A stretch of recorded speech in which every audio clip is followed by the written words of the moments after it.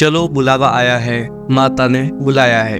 इस भजन को गाते हुए माता वैष्णो देवी की यात्रा करने का अलग ही आनंद है। छोटे बच्चे हो या वृद्ध, गरीब हो या अमीर, सभी इस गुणगान को माँ वैष्णो देवी का मंदिर के दर्शन करते समय बोलते हैं। एक बड़ी प्रसिद्ध मान्यता है कि जब आप वैष्णो देवी माता के नाम की आवाज सुनते हैं, तभी आप उनके दर्शन करने के लिए कठिन से कठिन यात्रा को भी पूरा करने में सक्षम होते हैं। माँ वैष्णो देवी, जहाँ शायद हम में से कई सारे लोग या तो जाना चाहते हैं या फिर पहले ही जा चुके हैं, या आपके दोस्त या रिश्तेदार वहाँ से आपके लिए प्रसाद लाए हैं। हम सब ने माता वैष्णो देवी के दर्शन के बारे में अपने जान पहचान वालों से सुना है, जैसे कि वहाँ जाने में कितनी कठिनाई होती है, या हेल्थ टेस्ट पर कितने लोगों को जाने से रोक दिया जाता है, या फिर कभी किसी को गुफा के अंदर सांस लेने में दिक्कत हुई हो, या फिर कंजेस्टेड महसूस हुआ हो। कोई भी तकलीफ हो, बस एक बार माता के दर्शन करना हम जीवन की सबसे बड़ी उपलब्धि मानते हैं। नमस्कार दोस्तों, स्वागत है आपका अपने YouTube चैनल द यूनिवर्सल योगी में। आज के इस वीडियो में हम आपसे माता वैष्णो देवी से जुड़ी सभी महत्वपूर्ण बातें शेयर करने वाले हैं, तो गहरी आस्था के साथ वीडियो के अंत तक हमारे साथ बने रहे। और इसी के साथ शुरू करते हैं आज का ये वीडियो। जय माता दी। समुद्र तल से करीब 5200 फीट ऊंचाई पर जम्मू और कश्मीर के कटरा में स्थित मां वैष्णो देवी के मंदिर में हर साल लाखों श्रद्धालु दर्शन करने के लिए आते हैं। लेकिन नवरात्रों में ये लाखों की संख्या करोड़ों में भी बदल जाती है, क्योंकि ऐसा माना जाता है कि माता वैष्णो देवी ने रावण के खिलाफ भगवान राम की जीत के लिए प्रार्थना करते हुए 9 दिनों का उपवास नवरात्र किया था। वैष्णो देवी को सामान्यतः माता रानी, वैष्णवी, दुर्गा तथा शेरा वाली माता जैसी अनेक नामों से भी जाना जाता है। यह उत्तरी भारत में सबसे पूजनीय पवित्र स्थलों में से एक है। यहाँ पहुँचने के लिए कटरा से लगभग 13 किलोमीटर दूर ट्रैकिंग करनी पड़ती है। घोड़ा, पिट्ठू, पालकी, हेलीकॉप्टर, ट्रॉम रोपवे जैसी अनेक सुविधाएं यहाँ पर उपलब्ध है। यहाँ पर पहुँचने के लिए मुख्य 2 साधन है, रेलवे और रोडवे, जिसमें से ज्यादातर लोग रेलवे अर्थात ट्रेन से आना पसंद करते हैं। यहाँ का रेलवे स्टेशन श्री माता वैष्णो देवी कटरा पूरे भारत से जुड़ा हुआ है। यह भारत के कुछ सबसे मुख्य और सर्वाधिक देखे जाने वाले तीर्थ स्थलों में से एक है। माँ वैष्णो देवी का मंदिर एक गुफा मंदिर है, जिसके अंदर कुल 4 मंदिर है। यहाँ माँ आदिशक्ति के 3 रूप विराजमान है। ये रूप है महासरस्वती, महालक्ष्मी और महाकाली। आदिशक्ति स्वरूप महालक्ष्मी, महाकाली तथा महासरस्वती पिंड रूप में त्रेता युग से एक गुफा में विराजमान है। इस गुफा को गर्भजून गुफा कहा जाता है, क्योंकि ऐसी मान्यता है कि माता ने इस गुफा में 9 महीने बिताए थे, ठीक वैसे ही जैसे कोई शिशु अपनी माँ के गर्भ में रहता है। यहाँ माँ वैष्णो देवी 9 महीने तक भैरवनाथ से छिपी रही थी, इसी वजह से इसे गर्भजून कहा जाता है। और वर्षों से यह माना जाता रहा है कि जो महिलाएं इस गुफा में प्रवेश करती है, उन्हें प्रसव के दौरान कोई समस्या नहीं होती है। ऐसा कहा जाता है कि मंदिर का निर्माण कराने वाले पंडित श्रीधर को बच्ची के रूप में प्रकट हुई माँ वैष्णो देवी ने स्वयं इस गुफा के बारे में बताया था।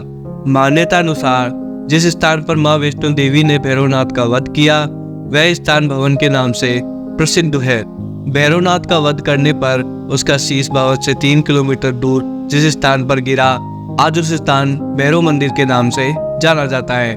कहा जाता है कि अपने वध के बाद भैरवनाथ को अपनी भूल का पश्चाताप हुआ और उसने देवी से क्षमा मांगी।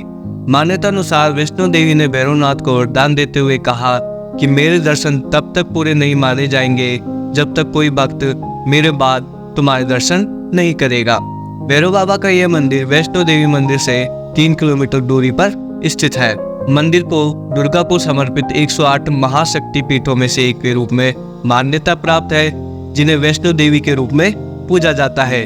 कुछ लेखकों के अनुसार ये लगभग $16 बिलियन की वार्षिक आय के साथ भारत के सबसे अमीर मंदिरों में से एक है। महाभारत, जो पांडवों और कुरुक्षेत्र युद्ध का लेखा जोखा देता है, उसमें देवी वैष्णो देवी के पूजा का उल्लेख है। कहा जाता है कि कुरुक्षेत्र युद्ध में पहले अर्जुन ने आशीर्वाद के लिए भगवान कृष्ण की सलाह से देवी की पूजा की थी। उनकी भक्ति से प्रसन्न होकर देवी माँ वैष्णो देवी के रूप में उनके सामने प्रकट हुई। दोस्तों, अगर आप वैष्णो देवी की यात्रा करने के बारे में सोच रहे हैं तो हम आपको बता दें कि वैष्णो देवी का निकटतम बड़ा शहर जम्मू, जो कि रेल मार्ग, सड़क मार्ग और वायु मार्ग द्वारा भारत के तमाम बड़े शहरों से जुड़ा है। जम्मू तक बस, टैक्सी, ट्रेन तथा हवाई जहाज के मदद से आया जा सकता है। जम्मू भारत के राष्ट्रीय राजमार्ग 1A पर स्थित है तथा ब्रॉड गेज लाइन द्वारा भारत के रेल जाल से जुड़ा हुआ है। वैष्णो देवी का मंदिर या भवन कटरा से 13-14 किलोमीटर की दूरी पर स्थित है, जो कि जम्मू जिले में जम्मू शहर से लगभग 50 किलोमीटर दूर स्थित एक कस्बा है।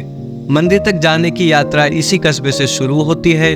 कटरा से पर्वत पर चढ़ाई करने हेतु पद यात्रा के अलावा मंदिर तक जाने के लिए पालकियां, खच्चर तथा विद्युत चालित वाहन भी मौजूद होते हैं। इसके अलावा कटरा से सांझी छत, जो कि भवन से 9.5 किलोमीटर दूर अवस्थित है, वहां तक जाने हेतु हेलीकॉप्टर सेवा भी मौजूद है। कटरा नगर जम्मू से सड़क मार्ग द्वारा जुड़ा हुआ है।